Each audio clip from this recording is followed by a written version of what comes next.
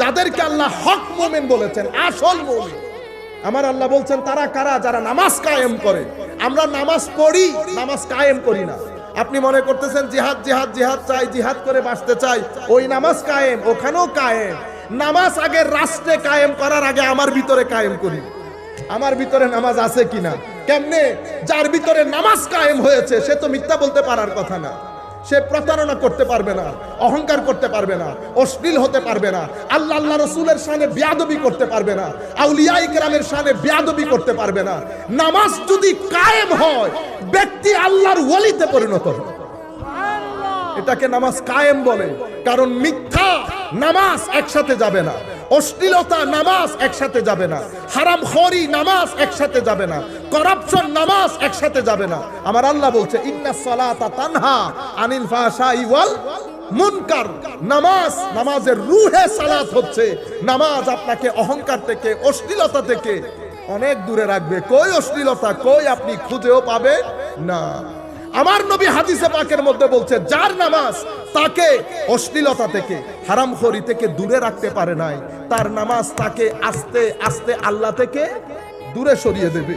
যাকে দূরে সরিয়ে দেয় সেটা আমি, যাকে কাছে টেনে নেয় সেটা আল্লাহর ওলি, সেটা আল্লাহর ওলি। ওলি যখন নামাজ শুরু করে তখন বান্দা থাকে, কি থাকে? বান্দা, আমার মতো বান্দা।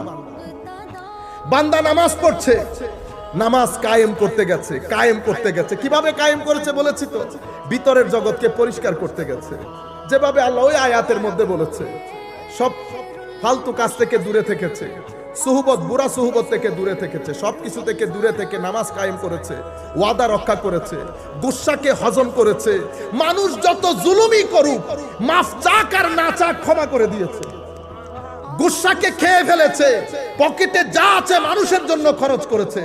আল্লাযীনা ইউনফিকুনা ফিস সাররাই ওয়াদ দাররাই ওয়াল কাযিমিনাল গায়যা ওয়াল আফিনা আনিন নাস।